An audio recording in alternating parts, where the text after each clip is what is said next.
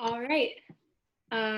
Hello, everyone. Thank you so much for making the time to come to this weekly wellness webinar this week. This week, we are focusing on the sleepiness program, which is something that was originally a floor program, but we've decided to kind of adapt it into a webinar. So, just to start out, a little overview of what we're going to talk about today. So we're going to start by outlining fatigue versus sleepiness so that we have a better idea of what sleepiness actually is. We're going to calculate our own score on the Epworth Sleepiness Scale. We're going to discuss what might cause excessive sleepiness. We're going to calculate our sleep efficiency score. And lastly, we're going to talk about some resources that we have to help ourselves, even when we are all at home. So let's start out with, wait, how do I go to the next? There we go. Okay, so first, what is sleepiness? So sleepiness is more of a day-to-day phenomenon, and it is neurological with signs like droopy eyes and a nodding head. It's when you doze off during the day at times that you shouldn't be sleeping. It interferes with your daily activities with extreme but unfortunately common examples such as falling asleep at a red light. So basically, it's the extreme desire and need to fall asleep. In comparison, fatigue is more of a physiological and chronic issue. It's when your body and mind are exhausted. So when you're fatigued, your body's energy level is low. You might get into bed because you're fatigued, but you might not necessarily be sleepy. That's kind of the distinction. You're physically and mentally dragging throughout the day. So if you want to think about some different examples, so you might be fatigued after like a day of a lot of exercise, or when you've just been kind of go, go, go, versus when you're sleepy, you like really didn't sleep well the night before, and you don't even have to have been doing anything like crazy during the day, but you just really, really want to sleep. And the division is complex, and the two are often interrelated. But thinking of kind of examples in which you feel sleepy versus when you feel fatigued is a good way to kind of distinguish and get to know the signs for each for your own body. So next we're going to look at the Epworth Sleepiness Scale. This has been adapted a little bit to be more applicable to Carleton students. So sometimes we call it the Carleton Sleepiness Scale. But it's a good way to evaluate whether or not you have normal levels of sleepiness or if you have excessive sleepiness. So on a scale of 0 to 3, how likely are you to doze off or fall asleep in the following scenarios? In contrast to just feeling tired. So if you just feel tired, that's not necessarily something that you would give points to. But if you actually think there's a good chance of you falling asleep, then you should give yourself some points for that. So the following scenarios are sitting and reading or doing homework, watching TV, sitting inactive in a meeting or class, when you're a passenger in a car or a bus for an hour without a break, lying down to rest in a free afternoon, sitting and talking to someone, sitting quietly after lunch, and in a car or bus while stopped for a few minutes in traffic. So if you want to go ahead and maybe just mentally calculate what you think your score would be.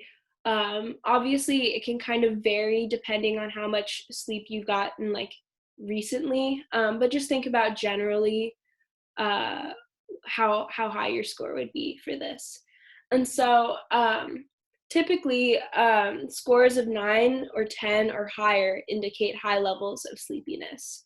So if you're above that or around that, you might want to think about what might be causing the sleepiness. So one thing that could be causing excessive sleepiness is poor sleep efficiency. So now we're going to calculate your sleep efficiency score. So you're going to take the time you spend asleep divided by the time you spend in bed times 100. So let's say, and you can do this in minutes. So let's say you spend like 8 hours sleeping and 10 hours in bed. So you would do, I don't know, that's 8 times 60. So 480 divided by 600 times 100. I don't know, I'm not super good at math, but you get the picture.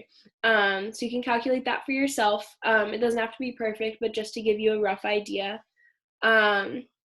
So a goal score for sleep efficiency is around 85 to 90.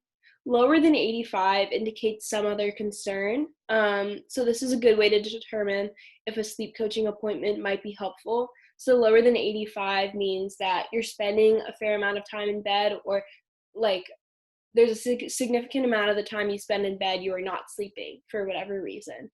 And then on the other side, higher than 90 is also not really ideal, because it means that you need to be getting more sleep, because you are falling asleep really, really quickly, which indicates that your body really, really needs the sleep, and you might need to be getting more sleep. So now let's move on and talk about what might cause excessive sleepiness.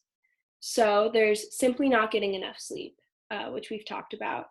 There's, and the recommended hours for this age group is around 7 to 9, but that might not be right for everybody. You know, everybody's body is different. If someone is getting 8 hours of sleep every night and still has excessive sleepiness, there might be an issue with sleep quality, or they just simply, their body needs more sleep. And then, as I kind of said, like poor sleep quality is another reason. If you're not getting through all of your sleep cycles, or you you have a lot of disruptions in your sleep, that can also cause excessive sleepiness. And then, of course, a combination of the two could also be what's causing it. So you can kind of look at these.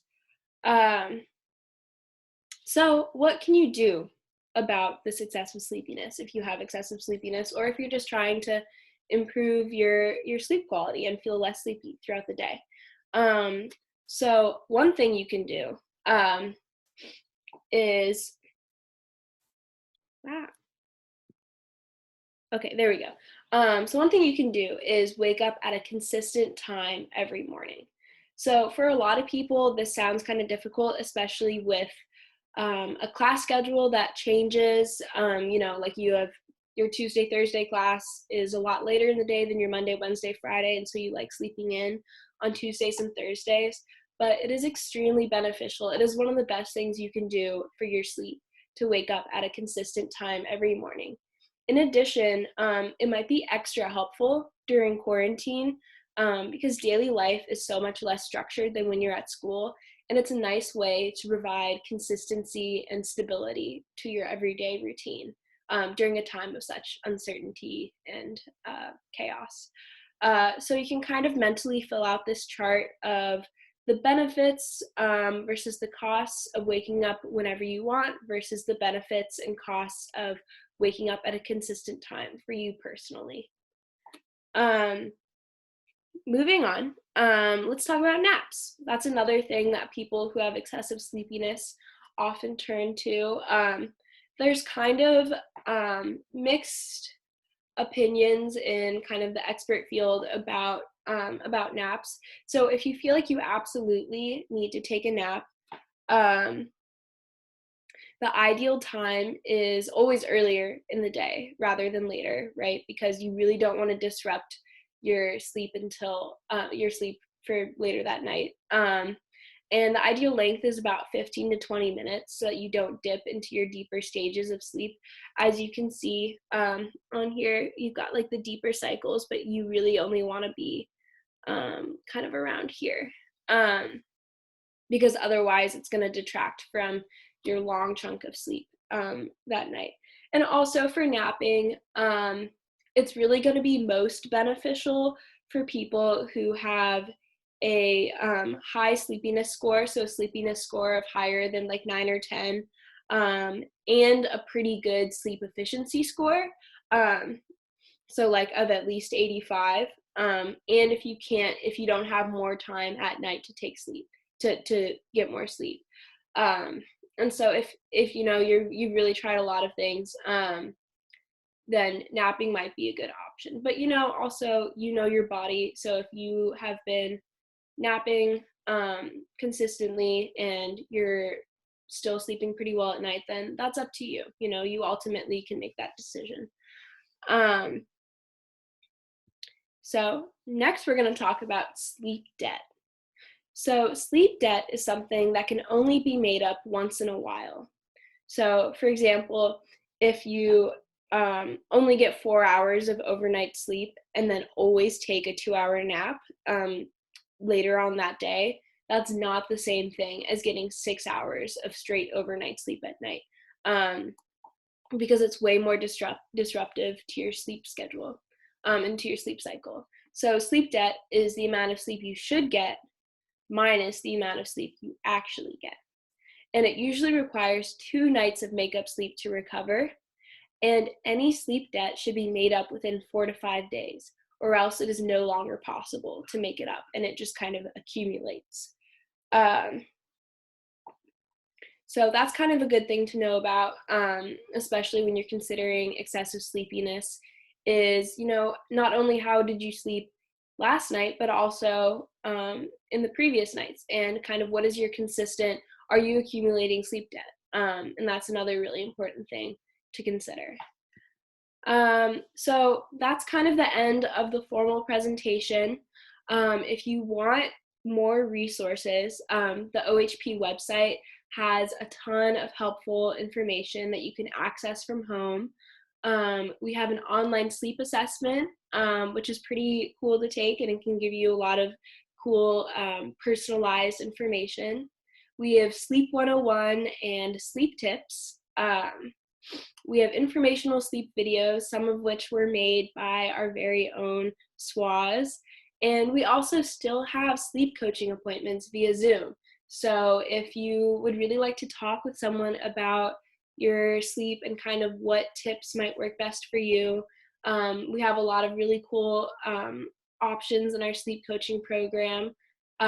So you can always go on the OHP website, and I can put the website hyperlink in the chat if anyone wants to go visit it. But yeah, thank you so much. I'm going to stop share now and